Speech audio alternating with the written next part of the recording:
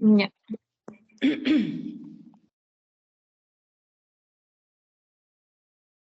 Bueno, chicos, el día de hoy vamos a hablar sobre el género vibrio, ¿ya? Este género es muy importante, ya que tiene una trascendencia importante en la parte de la salud pública. ¿Por qué? Se preguntarán. Bueno, en el 1990, 1991, en el Perú, sufrió una de las más grandes epidemias en Latinoamérica por esta infección bacteriana que es causada por el Vibrio cholerae. ¿Ya? Entonces, por eso es muy importante, ¿ya?, hablar de esta bacteria, saber sus características microbiológicas, las características clínicas, los factores de virulencia y también el tratamiento que tiene que tener, ¿no? Y sobre todo, y lo más importante, la prevención. Entonces, el género vibrio, ¿ya?, es un, está conformado, siguiente por favor, está dentro de la taxonomía microbiana, ¿ya?, y su clasificación filogénica por las bacterias, ¿ya? Es una bacteria del filum Proteobacterias, ¿ya? Y dentro del filum Proteobacterias vamos a tener que es de la clase de una gama Proteobacteria y de la subclase Actinobacteridae, ¿ya? ¿Y de qué orden viene? De la orden Vibrionales, ¿ya?, de la suborden Propionibacterianae y de la familia Vibrionae. Del género Vibrio y de las especies más importantes, ¿ya?, vamos a tener al cólera, al Parhemolyticus y al Bilificus, ¿ya? Tengamos en cuenta que el número de especies que se han descubierto a través del tiempo han sido muchas, ¿ya? En 1981 se detectaron 20 especies de vibrio, del género Vibrio, ¿no? Luego en el 2002, 47 especies y en el 2004 se establecieron 63 especies, ¿ya?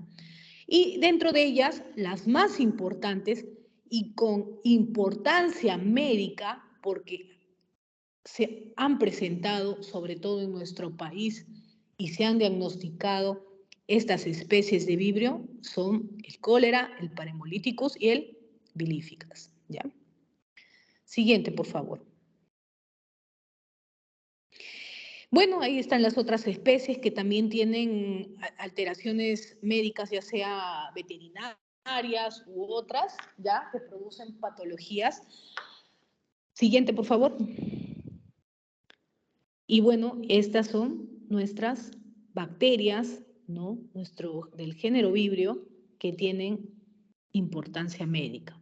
El vibrio cólera en primer puesto, ya que son las que van a formar la forma más grave de la enfermedad, ¿ya? Luego tenemos al Parhemolyticus, que puede dar una enfermedad moderada, leve, y el Vulnificus también de la misma manera. O puede ser inaparente, pero también producir una diarrea secretora, ¿ya?, acuosa secretora, ¿ya? Siguiente. ¿Y qué características microbiológicas tiene esta bacteria? Primero, es que es un bacilo, ¿ya? Es un bacilo gram negativo, ¿ya?, que tiene una dimensión entre 2 a 3 micrómetros, ¿ya?, de largo. Es algo curvo, parece una coma, ¿ya? Si lo observamos en el microscopio, vamos a observar como una coma gramatical, ¿no?, de color rosada, porque ha tenido la coloración gram, ¿ya? Es una gram negativa. Y si vemos por microscopía electrónica, ¿ya?, vamos a ver que esta bacteria, como en la primera diapositiva puse una foto de microscopía electrónica, esta bacteria posee de un flagelo polar que va a permitir su movilidad hasta llegar en el intestino delgado y grueso, ¿no? Esa es la finalidad de que tenga un flagelo. También va a poseer microvellosidades, que también van a ser parte de sus factores de virulencia, ¿ya? Y también vamos a tener en cuenta que su hábitat de esta bacteria es que se van a desarrollar naturalmente en áreas costeras cálidas, ¿ya? Es muy importante estudiarla. ¿Por qué? Porque es una enfermedad, porque la enfermedad que produce el vibrio, en este caso el cólera, ¿no? Es una enfermedad de notificación epidemiológica, acuérdense de eso. Es decir, si tenemos un caso, tiene que ser notificado al Ministerio de Salud, a su unidad de epidemiología. Ya todos los hospitales ya saben eso. Es por eso que hasta ahora seguimos realizando el diagnóstico de esta enfermedad. Entonces, como características microbiológicas tenemos que esta bacteria es un bacilo gram negativo, curvado, no capsulado, móvil, ¿ya? Por un flagelo polar, puede ser aerobio, anaerobio facultativo, es decir, se adapta a cualquiera de estas condiciones de oxígeno, no oxígeno, crece rápidamente, aproximadamente una vez inoculado la bacteria en el organismo de algún paciente, entre 3 a 5 días ya va a desarrollar la enfermedad, ¿ya? Son fermentadores de glucosa y son oxidasas positivos. Entonces, eso es muy importante saber las características microbiológicas, ¿no? Siguiente, por favor.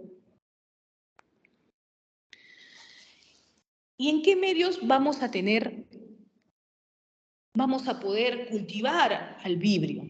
Tenemos al agar TCBS. A ver, Anabel, ¿qué es el agar TCBS? Ustedes ya han hecho su práctica. ¿Está Anabel?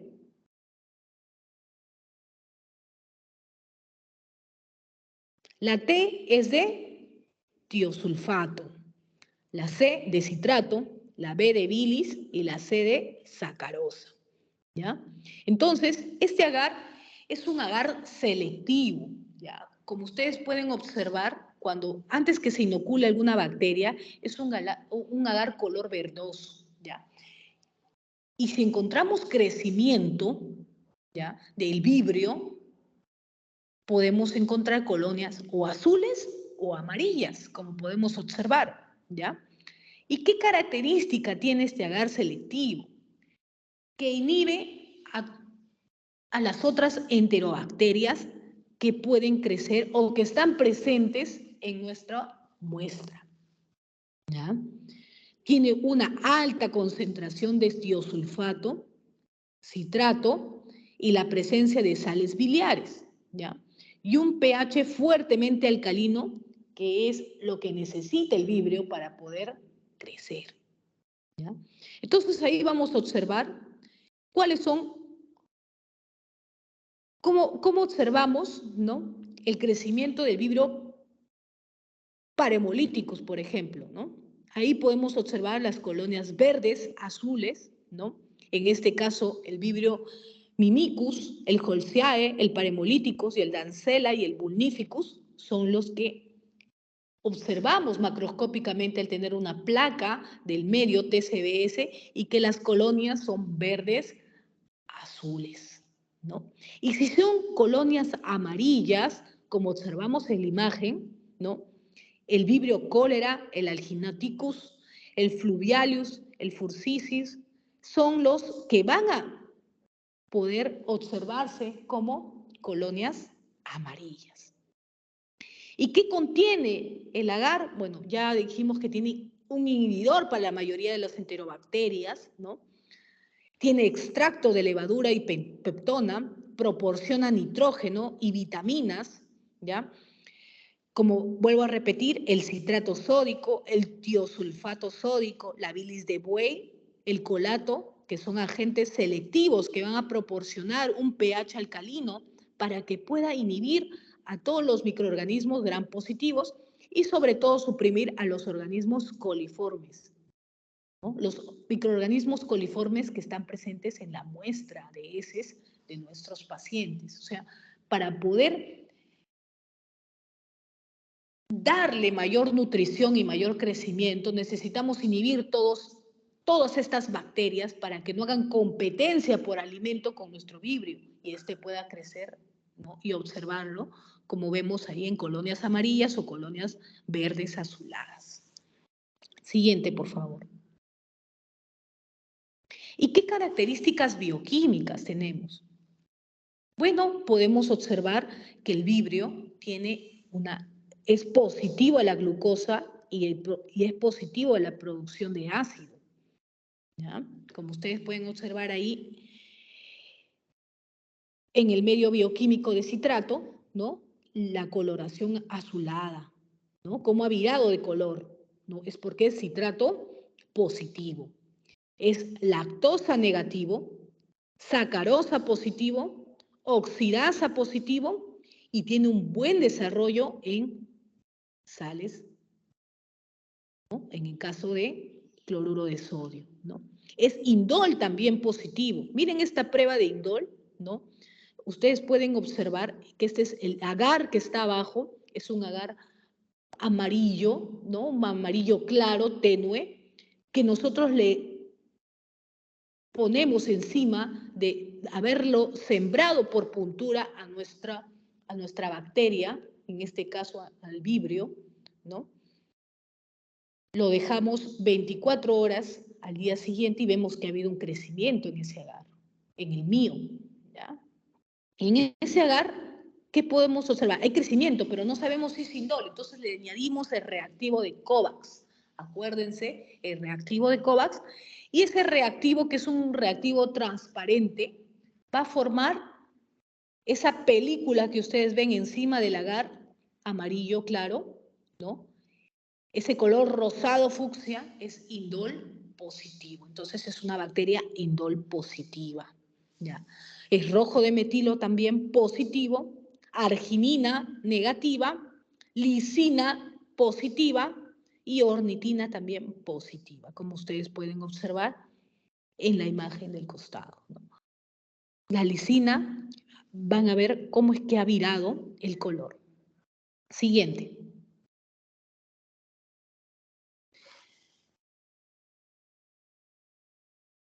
La distribución epidemiológica, ustedes pueden ver, les he puesto muchos mapas que es a través de los años, ¿no? Y cómo es que el Perú ha enfrentado esta enfermedad, esta epidemia, ¿ya? Como podemos ver, hasta mediados del siglo XVIII, el cólera solo estaba en la India y en Bangladesh. Después de ello, en 1961, vemos que en Indonesia se inició la 7ª pandemia, ¿no? Sobre todo por el biotipo del TOR, el O1 toxigénico, ¿no? Que se fue extendiendo sobre todo hacia Asia, Europa y África. Y según las escrituras, pues, de los diferentes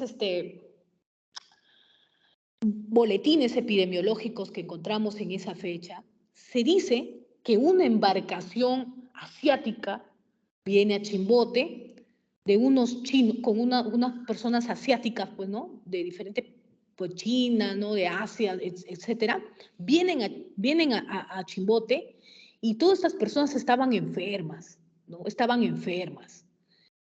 Y al no tener las condiciones adecuadas, sobre todo en el uso de las letrinas, ¿no? Estos pacientes ya estaban enfermos, vinieron y descargaron todos sus heces en las costas de Chimbote. Y es ahí donde hubo donde se infectaron nuestros pescaditos, las personas consumieron esos alimentos y de ello se produjo la epidemia, ¿no? Se inició en el Perú la más grande epidemia latinoamericana, ¿no? Los primeros brotes ocurrieron en Chancay, Chimbote y Piura, y se diseminó rápidamente por toda la costa de la sierra y los países vecinos. ¿Y quiénes fueron los más vulnerables? ¿No? Tenemos a las zonas urbano-marginales, ¿no? Los pueblos jóvenes, las zonas que carecían de agua potable y no tenían servicio de alcantarillado. Fueron las que más se afectaron de esta pandemia, ¿no? Epidemiológicamente encontramos. En el 91, ven el mapa. Si ustedes ven ahí, he puesto cuántos casos había, ¿no? Más de 2.000 casos, más de 2.000 casos pasaron en el 1991, ¿no? Sucedieron. Muertes, más de 12.000 muertes, ¿no? Y 1 millón de casos, ¿no? En el 92 y el 91. Entonces, cuanto más afectados fue de la evolución del cólera fue en el 91 y en el 92. Luego de ello vemos un mapa un poquito más limpio, ¿no? Porque ya sabíamos que esta enfermedad teníamos que tratarla inmediatamente, ¿no? Teníamos que hacer una hidratación inmediata, hacer un diagnóstico microbiológico, ¿no?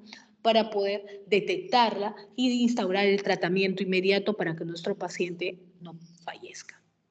Entonces ahí vemos el mapita del 93, del 94, del 95 y el 96, que fueron los últimos casos que se habían extendido, ¿ya? Y luego la actividad del cólera en el 97 ya disminuye, ¿ya? Pero hubo un nuevo brote en el 98, porque durante el fenómeno del niño sucedido en esa fecha, se incrementó la incidencia y aparecieron brotes favorecidos sobre todo por la temperatura ambiental, ¿no? Como sabemos, cuando hay fenómeno del niño, hay lluvias. ¿Y qué pasa con las lluvias? Las lluvias mojan toda, pues las pistas entran por las letrinas, no entran por los desagües y eso produce que haya contaminación y que también afecte, ¿no?, a nuestros pobladores. Entonces, hasta el 2002 se han disminuido totalmente los casos de cólera, ¿ya? En el 2003 hubieron casos también no sospechosos, pero después los descartaron. Hasta el momento ya no hemos vuelto a tener casos confirmados microbiológicamente del cólera, ¿ya? Pero igual se mantiene activa la vigilancia epidemiológica en todos los servicios de salud. Siguiente, por favor.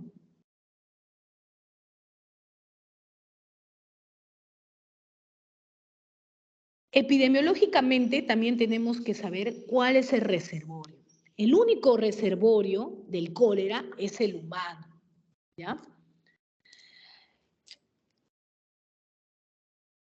También se habla de que reservorios ambientales, ¿no?, en aguas naturales, en ciertas zonas, por ejemplo, en India, en USA, que tal vez participen sobre todo en la parte del zooplancton o el fitoplancton, que sea un reservorio. Pero el reservorio humano es el más importante, ¿no? Y es el donde la prevención va a estar en objetivo, ¿no? Porque si tenemos un paciente con cólera, a ese paciente tenemos que darle medidas preventivas para evitar que disemine la enfermedad, ¿no?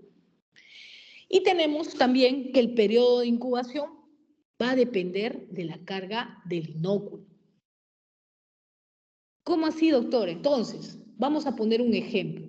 Si yo tengo un paciente que desarrolla una diarrea acuosa, ¿no?, profunda, ¿no?, una diarrea profusa, acuosa, generalmente sin dolor abdominal, con náuseas y vómitos, ¿no?, y que las heces tienen un aspecto típico de agua de arroz, ¿ya?, y que se instaura en pocas horas,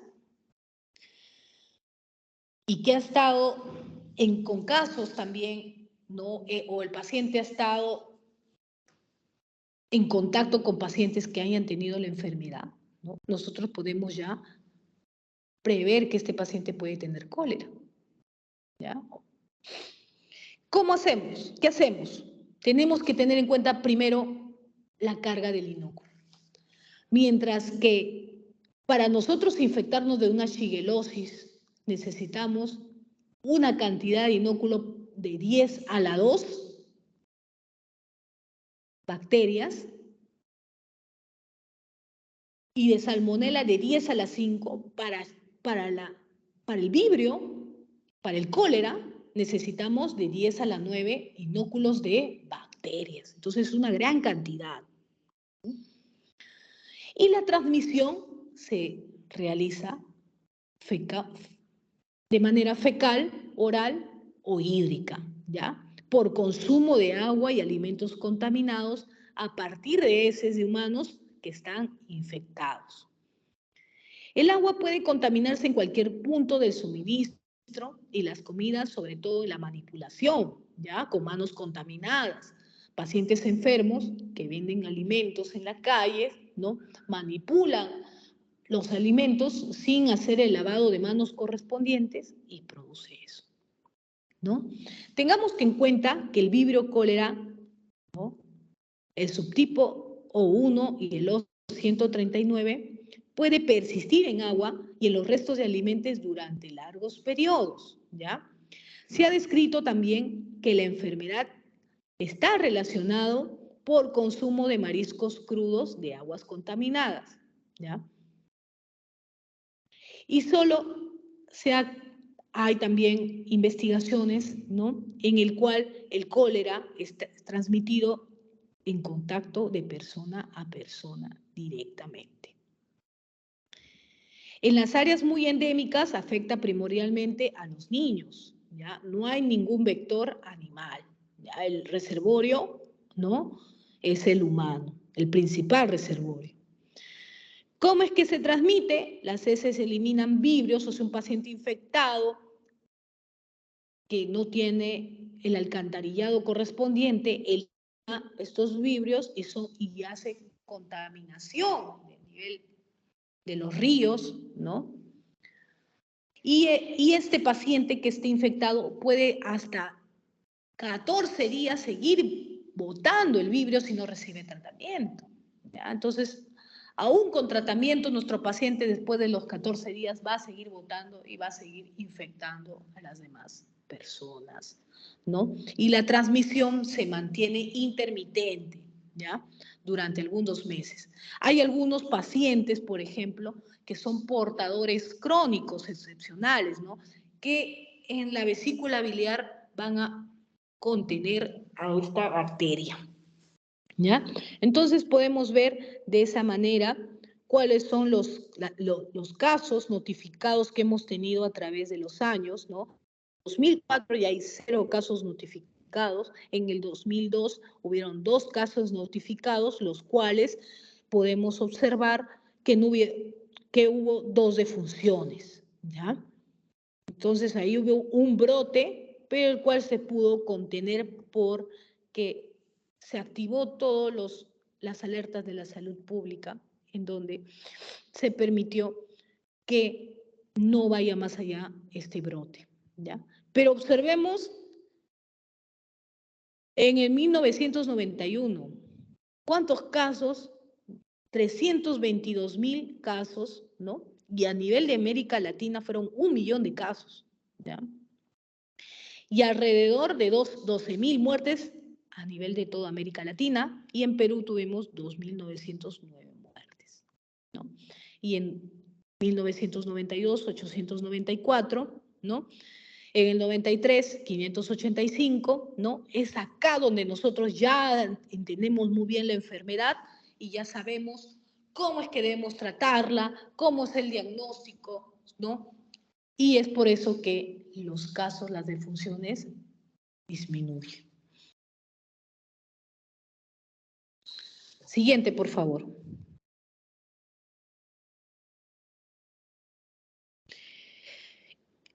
Es muy importante en las guías de MINSA saber cuál es la definición de un caso de cólera, ¿ya? Un caso sospechoso viene a ser cualquier persona, ¿ya?, que presente un cuadro de diarrea acuosa, que haya aparecido bruscamente, ¿no?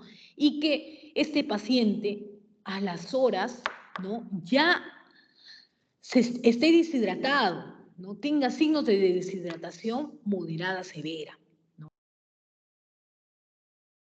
Esta definición de caso sospechoso tiene mayor utilidad durante un brote o una epidemia con el fin de captar precozmente los casos, ¿no? Cuando no hay ningún brote o no ha habido algún tipo de notificación, epidemiológica, nos basamos en casos probables, ¿ya? ¿Y qué es un caso probable? Es una persona de cualquier edad que presenta bruscamente un cuadro clínico de diarrea acuosa con o sin vómitos y que tiene una deshidratación severa que le lleva al shock hipovolémico y que puede o no tener fiebre, ¿ya? O también puede ser una persona de cualquier edad que por un cuadro de diarrea acuosa haya fallecido, ¿ya? Entonces, esta definición tiene mayor utilidad en ausencia de actividad epidémica y cuando la incidencia es baja. Y este caso debe ser investigado. Un caso confirmado es el caso sospechoso o caso probable con aislamiento por coprocultivo del vibrio, ¿no? Cholerae O1 o la O139 o algún método de diagnóstico molecular, ¿ya? Todo caso probable en una localidad donde se han confirmado casos de cólera en las últimas 2 semanas, ¿no? O todo caso probable durante un brote epidémico donde se han confirmado el vibrio cólera O1 o O139 o los nuevos casos. También es importante saber que es un caso compatible, ¿ya? Cualquier caso clasificado como sospechoso probable que no puede ser confirmado o descartado por un lapso de 30 días posteriores a la clasificación inicial y que es un portador asintomático de vibrio toda persona que se le ha aislado el vibrio cólera sin evidencia de cuadro clínico, ¿no? Pero por un coprocultivo, por algún examen de salud, se le aísla al vibrio, pero nunca manifiesta la enfermedad, no manifiesta los cuadros diarreicos, pero sí aislamos en este paciente, ¿no? En esta persona, al vibrio cholerae por un coprocultivo. Un caso descartado es todo caso sospechoso probable, sin aislamiento por coprocultivo o con confirmación de otro método y sin nexo epidemiológico. Siguiente, por favor. Para ver la patogenia, esto ustedes lo dejo para que ustedes lean. Pásenme la siguiente figura. Importante saber las características celulares, ¿no?, de esta bacteria. Primero, tiene una pared celular delgada, ¿no?, que contiene péptidoglicano. Como sabemos, el péptidoglicano y la pared celular les permite, ¿no?, a las bacterias como sus factores protectores para que éstas no puedan ser digeridas, ¿no? O que también al ingresar por vía oral, ¿no?, en este caso, se ingiere el vibrio, ¿no?, por algún tipo de alimento contaminado o alguna agua sin hervir que alguna persona tome, su pared celular la va a cubrir, la va a proteger del ácido clorhídrico. Y tengamos en cuenta, y es un dato muy importante, que el ácido clorhídrico, que lo producen las células parietales de nuestro estómago, ¿no?, es un factor de defensa para cualquier tipo de parásito, bacteria o virus, ¿no?, que es ingerido, pero esta cápsula, esta pared celular le va a permitir que no pase eso, que no le afecte, ¿ya? Tengamos en cuenta también que tiene un ADN, ¿ya? Posee un flagelo que le va a permitir movilizarse, ¿no? Después de ser ingerido, pueda movilizarse hasta el intestino delgado y el intestino grueso, ¿no? Y tiene pilis, que son como microvellosidades, que en su factor de virulencia, el pili, es muy importante porque se va a adherir a la mucosa intestinal. Va a ser como unos ganchos que le van a permitir adherirse a la mucosa intestinal. ¿Por qué? Porque tenemos a nuestro factor protector natural, que es el peristaltismo intestinal. El peristaltismo intestinal no va a permitir que lo expulse al cólera, ¿no?, cuando ha ingresado. Pero este pili va a permitir adherirse a la mucosa intestinal y que no produzca eso. Tiene un citoplasma, ¿no? Y tiene ribosomas también. Entonces, dentro de los factores de virulencia, tenemos a la más importante, que es la enterotoxina, ¿no? Y la más letal, acuérdense de eso, del cólera. El factor de virulencia más letal y más importante es la enterotoxina, la que va a producir un desequilibrio intracelular, ¿no? Y la que va a invadir a la célula intestinal, porque la bacteria no entra a la célula intestinal, sino son las toxinas las que atacan y producen este desequilibrio hidroelectrolítico que voy a explicar. Tenemos también al antígeno H, a las hemolicinas, al lipopolisacárido, a las adhesinas y también al antígeno O. Entonces, ¿qué pasa? Vemos, una vez que nuestro paciente, ahí está nuestro paciente, ¿no? Que ha ido a comer donde la tía Veneno que no se lavó la mano y que tenía a su hijito enfermo, ¿no?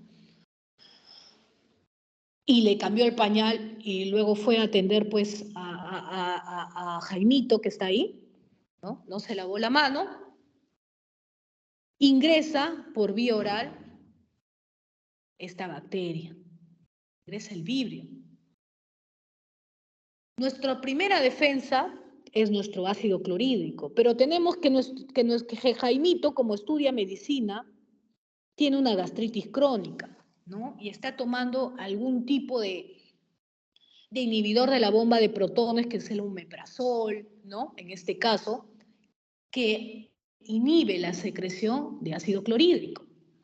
Entonces, lo expone a que pueda contagiarse o que pueda transmitir o que pueda desarrollarse la patogenia de algún tipo de enfermedad infectocontagiosa, ¿no? Porque el ácido clorhídrico está disminuido y este ácido clorhídrico tiene la capacidad de destruir al cólera, pero como está inhibido, pasa. Entonces, si pasa este vibrio, mediante su flagelo, ya está en nuestro estómago, viaja hasta el intestino delgado, ¿no? Y con sus pilis se adhiere a la mucosa intestinal. Y ahí se va replicando, y los demás van viajando, los demás vibrios van viajando hacia el intestino grueso también, ¿no? ¿Y qué produce? Molecularmente produce una ribosilación del ADP, del adenín difosfato, ¿no? Que va a producir o activar a la proteína G, que es una proteína muy importante, ¿no? Que activa a otra proteína, que es la del hilato de ciclasa. Y esta del hilato de ciclasa va a activar al AMP cíclico, quien se va a encargar de hacer este desequilibrio electrolítico intravascular, ¿ya? ¿Qué va a hacer? Va a hacer que el cloro vaya a la luz del intestino, ¿no? Y se secrete. Va a producir una alteración hídrica intracelular, lo que produciendo, activando un sistema de ósmosis, ¿no? En el cuerpo y produciendo esta diarrea secretora, una diarrea profusa. Y esta diarrea que tiene la característica de llamarse como agua de arroz, ¿ya? Y va a producir un desequilibrio electrolítico de potasio, del sodio, del bicarbonato, ¿no? Que vamos a observar. Siguiente, por favor. Importante, hablábamos, ¿no? Del lipopolisacárido también, que es parte del factor de virulencia, ¿no? De nuestra bacteria, ¿ya? Siguiente, por favor. Ahí tenemos un poco de información. Ajá, muy bien. Y este cuadro, miren, este cuadro es muy importante, chicos, porque tenemos cuál es el factor de virulencia y qué actividad produce en nuestro organismo. Miren, tenemos al factor de la subunidad A tóxica colérica, ¿ya? Que estimula la producción de la enzima de la adenilciclasa, ¿no? Que produce la alteración del transporte activo de electrolitos a través de la membrana celular, impidiendo la absorción de líquido y su secreción por el intestino delgado. Tenemos a la subunidad B, toxina colérica, que permite unir a los receptores gangliósidos en las células epiteliales de la mucosa intestinal, que también produce la alteración del transporte activo de los electrolitos. Tenemos a los pilis, ¿ya? Corregulados con las toxinas, ¿no? Que su mecanismo de acción es el factor de colonización y receptor. Acuérdense de eso, las pilis. Con las pilis es porque puede colonizar la bacteria. Tenemos la neuraminidasa también, que permite la remoción de los residuos de los ácidos salicílicos, ¿ya? Actúa sobre los gangliósidos, ¿ya? Y convierte el gangliósido en GM1, ¿no? Y la actividad, pues, el mecanismo de acción es exponer al gangliósido GM1, ¿no? Receptor esencial de la toxina colérica. Otro factor también tenemos a la hemaglutinina o la proteasa, ¿ya? Que perturba la barrera paracelular en los cultivos de las células del epitelio intestinal. Tenemos el factor de motilidad, que promueve la penetración de la barrera de la mucosa y hace la colonización intestinal, ¿no? La motilidad, ¿quién lo da? El flagelo, acuérdense. La toxina multifuncional autoprocesada del Vibrio cólera, ¿ya? Que produce una disrupción en el citoesqueleto, produciendo un redondeamiento de las células. En el Vibrio cólera, la hemolicina, ¿no? Que nos permite la expresión de las inmunoglobulinas G, las inmunoglobulinas M y las inmunoglobulinas A, las GENO. Tenemos también a la hemaglutinina, ¿no? Que va a facilitar la supervivencia de la bacteria en ambientes acuáticos y la formación de biopelículas protectoras para que éstas no puedan ser degradadas. Y la toxina Cholix, que permite su sobrevivencia también en el ambiente acuático, ¿no? Sobre todo en océanos, en Asia, no hemos encontrado que esta toxina permite que pueda estar sobreviviendo en algunos crustáceos en este caso, ¿no? Siguiente, por favor. Es muy importante, ¿no? ¿Cómo es que diagnosticamos al género vibrio? Al género vibrio nosotros tenemos que realizar, cuando tenemos un paciente con diarreas, con fiebre, con dolor abdominal, vamos a hacerle un coprocultivo. ¿Y qué es un coprocultivo? Es un examen de laboratorio que podemos encontrar organismos en las heces que pueden causar enfermedades, sobre todo que pueden ser bacterianas en este caso, en el coprocultivo, ¿ya? Para poder tener una muestra de heces es muy importante el medio de transporte. A ver, Fiorella. Acá tengo, a ver, Fiorella G.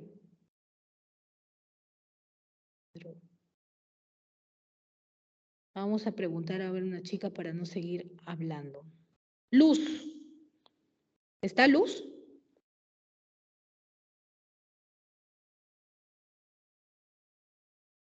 No está Luz. A ver, la delegada, Stephanie. Nosotros ya hablamos en la práctica anterior. ¿Qué medios de transporte existen para poder tomar la muestra de un coprocultivo?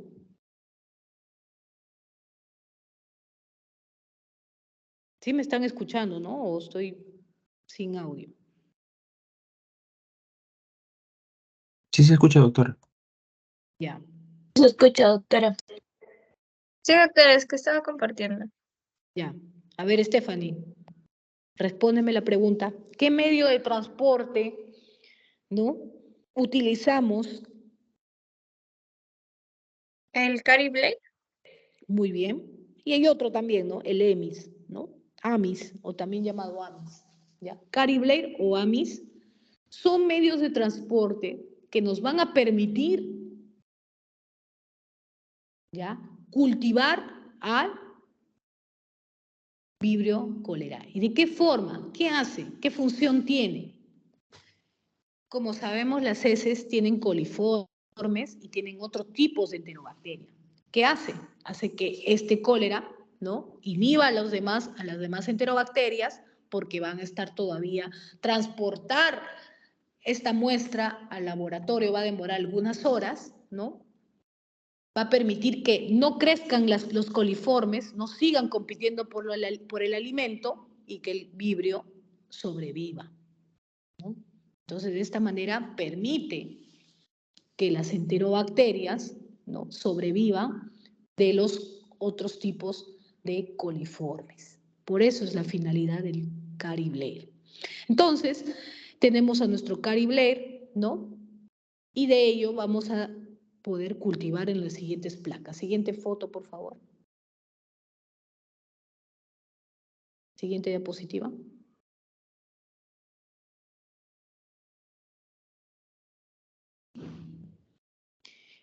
Y podemos ver,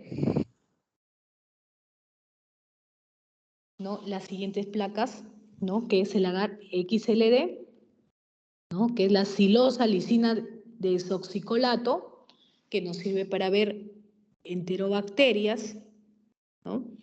Tenemos al agar también azul de metileno, ¿no?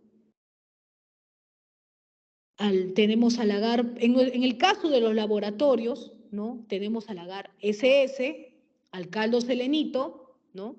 Tenemos al McConkey, ¿no?, y al XLD, que son los medios donde se va a cultivar a una enterobacteria. Y si necesitamos aislar al Vibrio cholerae, ¿no?, o alguna cepa de Vibrio, o un subtipo de Vibrio, tenemos que aislarlo, utilizar el medio, que es el TCBS, que es el tiosulfato citrato bilis sacarosa, ¿no?, que es muy importante. Y luego de ello nosotros vamos a realizar las pruebas específicas bioquímicas para poder diferenciarla, ¿no? Entre ellos teníamos el citrato, el indol positivo, ¿no?, que es muy característico, ¿no? Y sobre todo el crecimiento de las colonias amarillas, ¿no?, en el caso del cholerae, y en el Paramyoliticus, ¿no?, las colonias azules, verdosas, ¿no?, como habíamos observado. Qué importante es la muestra para un coprocultivo. Cuando nosotros tengamos un paciente con una diarrea, si es que tiene moco y sangre, le debemos explicar a nuestro paciente que es la mejor muestra que debe enviar, ¿ya? Y mediante nuestro transportador de muestra en nuestro Cari Blair, obtener esa parte de la muestra para poder llevarla y que sea cultivada en el laboratorio, ¿ya? Y también vamos a hacer, como dije, un diagnóstico microscópico, en este caso, ¿no? Vamos a hacer una coloración Gram y luego vamos a observar las colonias, ¿no?, que han crecido en los agares, pero también podemos hacer un diagnóstico macroscópico observando, ¿no?, las heces en las cuales nos están enviando para un coprocultivo. Y para ello tenemos la escala de Bristol, ¿no? Y ahí ustedes pueden ver en la imagen que hay 7 tipos, ¿no?, en el cual un paciente, pues, con vibrio, va a tener una diarrea importante, una escala del tipo 7, que va a ser aguado, ¿no? Enteramente líquido, ¿no? Entonces, tenemos que tener en cuenta eso. Entonces, un examen de laboratorio, ¿no? Tiene que tener todas estas características, las características macroscópicas que vamos a observar, ¿no? Si es pardo, ¿no? Si es líquido, semisólido, ¿no? En la cual nos basamos en la escala de heces de Bristol, y luego de ello tenemos también la parte ya de cultivarlo, ¿no? Y microscópica que vamos a observar. Siguiente. Bueno, este es nuestro agar TCBS y les presento pues las colonias amarillas de Vibrio cholerae, ¿no? Y también las colonias verdosas azules que bien pueden observar, ¿no? Que se han aislado en el paciente. Siguiente, por favor. Qué importante es saber la clínica. Primero, los síntomas que va a presentar nuestro paciente es la fiebre, la taquicardia, la taquipnea, ¿ya? Una desviación de los neutrófilos, ¿no? En este caso, leucocitos aumentados, un malestar general, una debilidad y un cansancio. El paciente generalmente no va a poder despegarse del baño porque esta diarrea es una diarrea profusa, ¿ya? Va a tener muchas náuseas, muchos vómitos, y la diarrea que le va a producir, ¿no? Va a tener una cantidad de sodio, potasio, cloro, bicarbonato, produciendo una deshidratación moderada a severa, ¿ya? Con alteraciones hidroelectrolíticas. ¿Y en qué tiempo es que se instauran estas alteraciones electrolíticas? Entre las 4 a 12 horas iniciada la diarrea, y sobre todo cuando nuestro pacientito no ha recibido tratamiento endovenoso. Y usted me pregunta, doctor, ¿y qué pasó entonces en el 91, en el 92? Pasó eso, ¿no? Que hubiera una escasez, habían tantos pacientes que necesitaban rehidratarse que hubo escasez, ¿no? De la solución polielectrolítica, de los cloruros, que nuestros pacientes se morían en nuestra cara, ¿ya? Porque produce una deshidratación severa a moderada. La incubación, como conversamos, va a depender de la cantidad del inóculo que ha introducido en nuestra vía oral, ¿ya? Y puede ser entre 2 a 3 días, ¿ya? Y acuérdense, cuando disminuye el potasio, vamos a encontrar problemas musculares y de debilidad y también arritmias cardíacas, ¿ya? Y si tenemos un pacientito pues que ingresa a la emergencia y queremos ver si es que hay alguna alteración, ¿no? De deshidratación, podemos observarlo porque primero viene desorientado, ¿ya? Con boca seca, con la lengua gráfica, ¿no? Ojos hundidos, con una piel fría. Y si hay alteración electrolítica, en este caso del cloro o del sodio, va a producir nuestro paciente va a tener cefalea, vértigos, mareos, convulsiones, desorientación y puede llegar hasta el coma. Como podemos ver, ¿no? ¿Qué pasa si se disminuye el bicarbonato? ¿No? Va a producir una acidosis metabólica, lo cual va a llevar a una respiración llamada de Kussmaul, ya una respiración acidótica en nuestro paciente que puede alterar severamente con su vida, produciendo un paro cardiorrespiratorio, ¿no? Y también por la disminución de los electrolitos, ¿no? Y también de la hidratación, ¿no? Nuestro paciente no tiene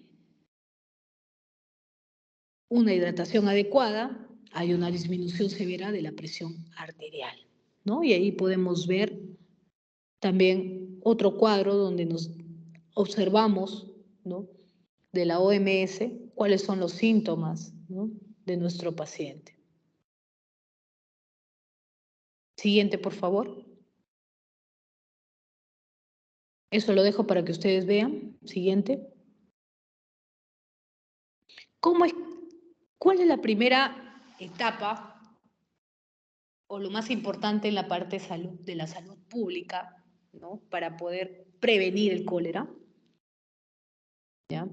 Siempre que ustedes tengan un paciente con diarrea, ¿no?, acuosa, profusa, lo que tienen que realizar es siempre, cada vez que observen, uso de guantes, ¿no?, y su lavado de mano correspondiente, chicos. Eso es muy importante, ¿ya? Ver que nuestro paciente cumpla, ¿no?, con una higiene personal y ambiental adecuada. Preguntarle, señor, ¿usted tiene desagüe en su casa? ¿Dónde realiza sus necesidades? Para saber y poder instalar, ¿no?, nuestro marco de alerta epidemiológico, sobre todo, ¿no? Poder saber si es que ese paciente está en el río, pues prevenir a la demás población, ¿no? O poder llamar a las autoridades correspondientes del Ministerio de Salud para que puedan tomar los actos preventivos, ¿no? Importante es decirle al paciente que tiene que utilizar agua potable para beber, ¿ya?, para hacer su higiene bucal y su lavado. Y que si es que va a cocinar o va a tomar agua, tiene que ser agua hervida, ¿ya? Agua hervida. Y de lo contrario, si es que no puede utilizar el agua hervida, no por los recursos, tiene que ser agua clorada, ¿ya? Eso es muy importante para evitar, ¿ya?, el cólera. Siguiente, chicos. Bueno, aquí tienen el diagnóstico, ¿no? Es un pequeño resumen. La parte clínica, como ya hemos conversado, ¿no?, nuestro paciente va a presentar síntomas, ¿no?, de deshidratación, una diarrea profusa, fiebre, algunos presentarán dolor abdominal, ¿no?, va a presentar desorientación, respiración rápida, ¿no?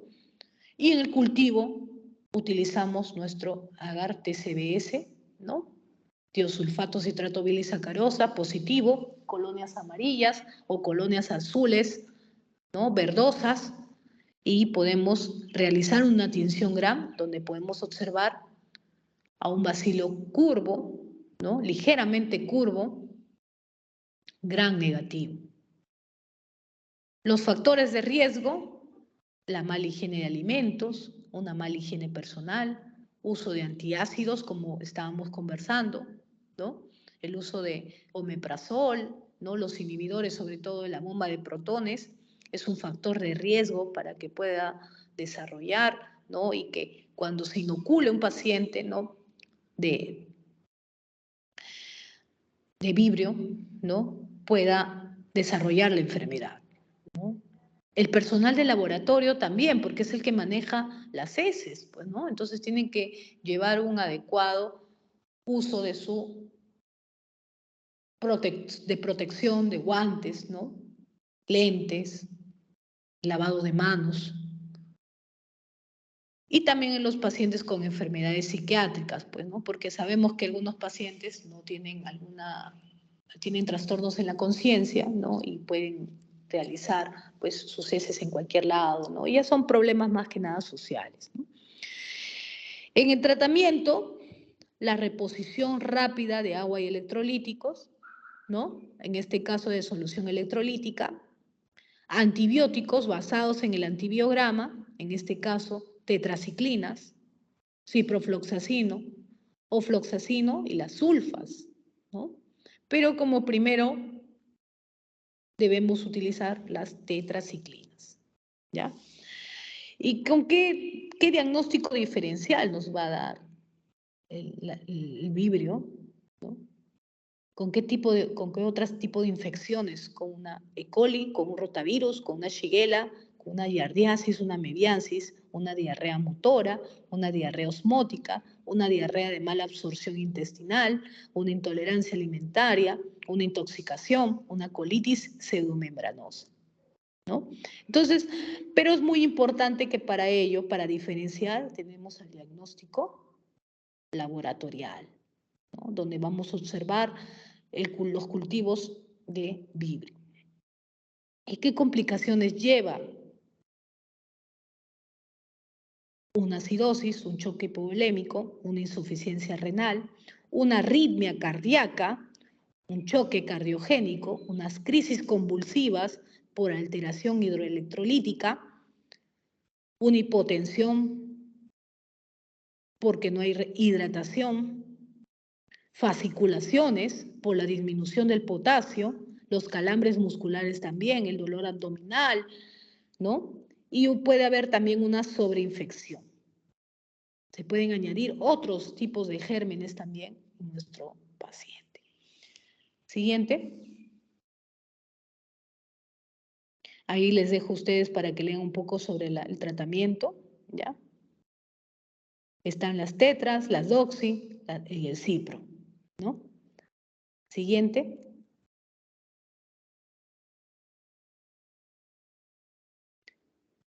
Y muy importante, chicos, es que cuando ustedes tengan un caso, ¿no?, probable de vibrio cólera, lo lleven al laboratorio clínico y si les envían la respuesta, tienen que hacer la notificación epidemiológica correspondiente en el centro de salud que estén trabajando, ¿ya? Es muy importante. ¿Por qué? Para evitar brotes, para evitar muertes, ¿no? Porque la extensión de esta enfermedad es muy rápida, ¿ya? Porque nuestro paciente va a estar varios días botando el vibrio. Entonces tenemos que formar cadenas epidemiológicas para poder contrarrestar esto, ¿no? Detenerlo sobre todo. Bueno, esta es nuestra última diapositiva. No sé si tienen algún tipo de pregunta, comentario para poder responderles.